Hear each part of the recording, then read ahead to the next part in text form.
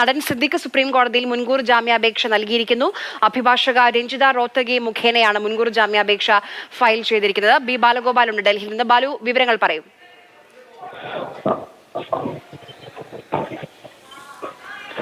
ആര്യ, ഏറ്റവും പ്രധാനപ്പെട്ട കാര്യം, സിദ്ദിഖ് അല്പസമയം മുമ്പ് സുപ്രീം കോടതിയിൽ ഈ മുൻകൂർ ജാമ്യാപേക്ഷ ഫയൽ ചെയ്തിരിക്കുന്നു എന്നതാണ്.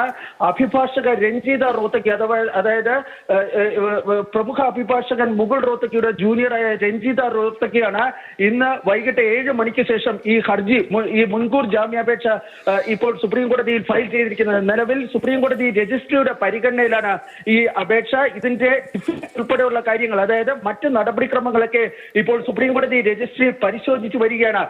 ഈ ഏതാനും നിമിഷങ്ങൾക്കകം തന്നെ സുപ്രീം കോടതി രജിസ്ട്രി ഇതിന് ഈ ഔദ്യോഗികമായി നമ്പർ നൽകുന്നതായിരിക്കും. തുടർന്ന് സുപ്രീം കോടതി രജിസ്ട്രിക്ക് നാളെ രാവിലെ 10-നും 10:30-നും ഇടയിൽ ഈ ഹർജി അടിയന്തരമായി കേൾക്കണമെന്ന് ആവശ്യപ്പെട്ടുകൊണ്ട് ഒരു കത്ത് ഈ അഭിഭാഷക രഞ്ജിത റോത്തഗി കൈമാറുന്നതായിരിക്കും.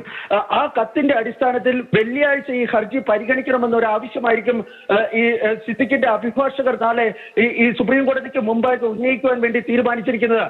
ഈ ഹർജിയിൽ പറഞ്ഞിരിക്കുന്ന ഏറ്റവും പ്രധാനപ്പെട്ട കാര്യം, ഈ ഹർജി, അതായത് ഈ പരാതിക്ക് ആധാരമായ സംഭവം ഉണ്ടായിരിക്കുന്നത് 2016-ലാണ്. 8 മാസങ്ങൾക്ക് ശേഷമാണ്, 8 വർഷങ്ങൾക്ക് ശേഷമാണ് ഈ കേസ് രജിസ്റ്റർ ചെയ്തിരിക്കുന്നത്. ഈ പരാതിയും കേസും തമ്മിൽ, അതായത് പരാതി നൽകുവാനുണ്ടായ കാലതാമസം ഉൾപ്പെടെ ചൂണ്ടിക്കാണിച്ചുകൊണ്ടാണ് രഞ്ജിത റോത്തഗി ഇപ്പോൾ ഈ ജാമ്യാപേക്ഷ, മുൻകൂർ ജാമ്യാപേക്ഷ സുപ്രീം കോടതിയിൽ സമർപ്പിച്ചിരിക്കുന്നത്. ഏതാണ്ട് ഈ 150-ലധികം പേജ് ദൈർഘ്യമുള്ള ഒരു മുൻകൂർ ജാമ്യാപേക്ഷ ഇപ്പോൾ ഈ കോടതിയിൽ സമർപ്പിച്ചിരിക്കുന്നത്. ഈ സിദ്ദിഖിന് മുമ്പ് ഏതെങ്കിലും തരത്തിലുള്ള ക്രിമിനൽ പശ്ചാത്തലമില്ല എന്നും അന്വേഷണവുമായി പൂർണ്ണമായും സഹകരിക്കാൻ തയ്യാറാണ് എന്നും ഇതിൽ വ്യക്തമാക്കുകയും ചെയ്തിട്ടുണ്ട്.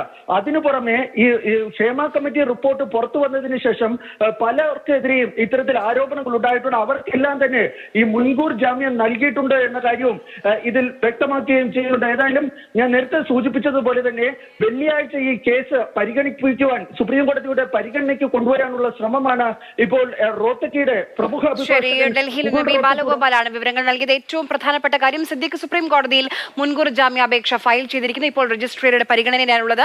അല്പസമയത്തിനകം തന്നെ നമ്പർ നൽകും. വെള്ളിയാഴ്ച ഇത് പരിഗണിക്കണം എന്നുള്ളൊരു ആവശ്യമാണ് ഹർജിയിൽ മുന്നോട്ട് വെച്ചിരിക്കുന്നത്. ഈ ഹേമ കമ്മിറ്റി റിപ്പോർട്ടുമായി ബന്ധപ്പെട്ട് ഉന്നയിക്കപ്പെട്ട മറ്റ് ആരോപണ വിധേയർക്കൊക്കെ മുൻകൂർ ജാമ്യം നൽകിയിട്ടുണ്ട് എന്നുകൂടി ചൂണ്ടിക്കാണിക്കുന്നുണ്ട് ഹർജിയിൽ.